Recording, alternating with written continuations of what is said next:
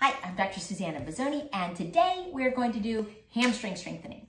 Why? Because we have so many forward body dominant related injuries, one of them being hamstring tendinitis or tendinopathy. That's so common in yogis especially, but in a lot of people that are constantly doing a lot of forward body stuff, right? We do our biceps, we're always like this on our desk, we're always sitting forward, we're always doing these forward folds and stretches like this, but really, are we concentrating on back body activation? And that's what we need to do to prevent a lot of the injuries that we see in sports medicine offices and primary care offices all the time. So I already gave you a video on back body shoulder shrugs, really activating those shoulder shrugs to oppose this desk posture. And now we're going to do our hamstrings, some of my favorite exercises, because I too had hamstring tendinitis and this is the way I got rid of it.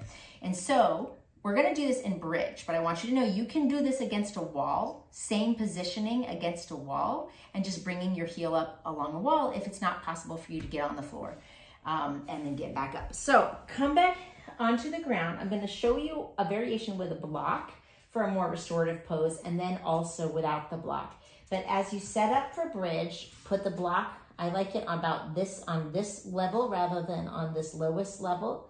It's on the medium level, but you find what's good for you. A lower level might be fine.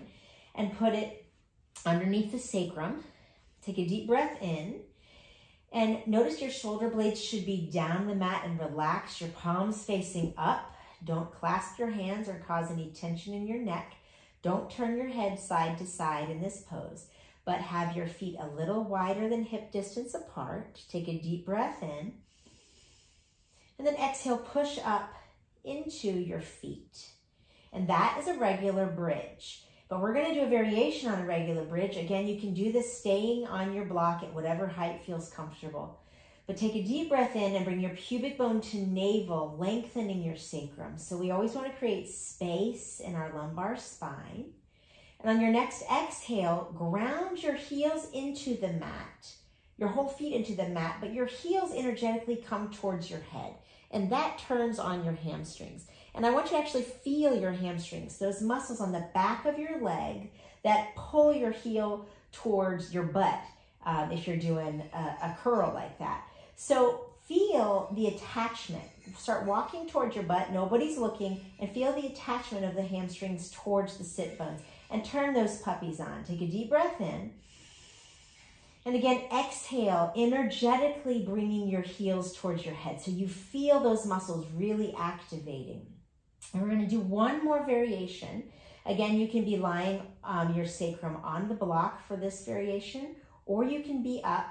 But I do want you to come into a lower bridge. This is not a high bridge, but you're going to walk your heels out about 6 inches. What I mean out, I mean away from your head, not out towards the sides.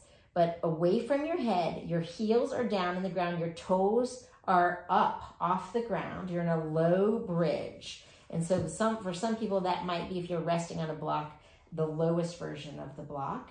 Or you might not be in a block at all. Take a deep breath in. Again, bring that pubic bone to navel, lengthening the lumbar spine. And on an exhale, heels grounded down in the mat, energetically bring them towards your head. Yeah, buddy. So those really turn this on. And again, this is a low bridge. This is not in a high bridge. It's called a half bridge. And really feel those hamstrings work there. So take a few deep breaths there, or whenever it starts to tire, recognizing you can always put support under your sacrum as much as you need. And one more deep breath.